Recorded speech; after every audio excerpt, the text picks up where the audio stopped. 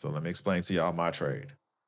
For the ones that are, the ones that ask me like, what's your strategy? Let me explain. So 6:30 candle, I'm always looking for my trade, 6:28. I know on Friday it happened at 6:26. Sometimes it can happen a lot sooner than normal. That tends to happen sometime. Um, Sometimes it happens, 6:27, it'll set up 6:26, 6:27, 6:28. That happens from time to time. But I'm basically looking for my strategy after 6:30.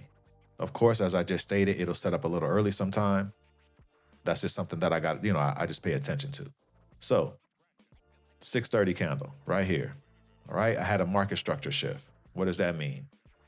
Price closed below the most previous swing low or previous swing high. In this case, it was the previous swing low. So as you can see, this is my market structure shift. So price closed below what? This previous swing low right here. Now, the next step that I'm waiting for in this strategy is I'm waiting for price to make a fair value gap. It doesn't have to make a fair value gap immediately after this candle, but as long as it makes a fair value gap after it makes market structure shift, meaning market structure shift happened, it could have been a fair value gap somewhere down here in these candles if that was the way that it turned out. But today it just happened to turn out that this candle made market structure shift and the next candle afterwards made a fair value gap. And I'll show you guys where that fair value gap is for the ones that can't see it. It's right here. Fair value gap is right there. This is where the fair value gap was. So if you see, remember I told y'all my entry was I got a good fill. It wasn't the fill I wanted. I would rather have my fill. If you're looking at my crosshair, my fill was my entry was supposed to be right here below, right at the very, very bottom of this fair value gap, right at the bottom of this purple box where you see my crosshair. That's where I placed my limit order. But when price got me in, price got me in up here. And this is the slippage that I was telling y'all about. It tends to happen. At least this time it worked out in my favor because it was slippage in the opposite direction, right? So that means it got me, I should have been in, entry price would have been 27,389.75. That would have been my entry, right? Like right here, basically the top of this candle, the high of this candle, which is the bottom of that box. So that's where my entry was. But it got me in at 391.75. So what is that? What's the difference of that? That is the difference of 389.75, 391.75. That's a difference of 2 points, which is a difference of 8 ticks. So it was 8 ticks off, but at least it was 8 ticks, 8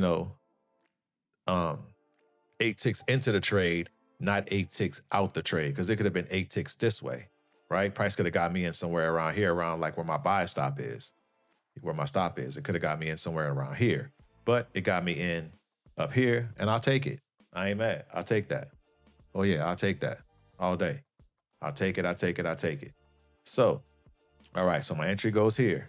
Now, what am I doing? I set a limit order there. What am I waiting? I'm waiting for price to come back into this area, because we know based on characteristics, that's why I trade the strategies that I trade, and I only trade NQ this way. Because one thing we know about NQ is what? NQ loves to go inside, to go back and retest fair value gaps. That's what it loves to do. So with that stated, that's why I trade the way that I trade. That's why I use fair value gaps. I use market structure shift, because this is the characteristics of NQ. So that's how I trade. All right. So my target would be a daily level. My target would be down here. But me understanding that price is probably not going to come down here, and if it does, I'm not going to hold it that far. I'm going to be smart. We're at war. The market is very volatile. People are tweeting, truth socialing, doing all of this stuff, and it's just driving the market to do all kinds of things, right? All the different news reports, stuff Iran is saying, stuff that Trump is saying back to Iran. So we know we got all of that going on. We got to keep that in mind, right? All right, so what do? We err on the side of caution. So what I did was I placed my take profit right here at this previous swing low. Now, someone would ask me, well, why'd you place it there? Let me explain. So once again, characteristics of NQ. What does NQ love to do? NQ always loves to come back and tap levels that it's been at before. So I know price was not, I'm not going to hold price all the way down here to my target, right? So I got to find another target. And guess what? That target was this right here. That's where I had put my, um, I put a limit order for 5 of those 6 micro contracts I was in. As you can see, I'm still in one, so I got one running.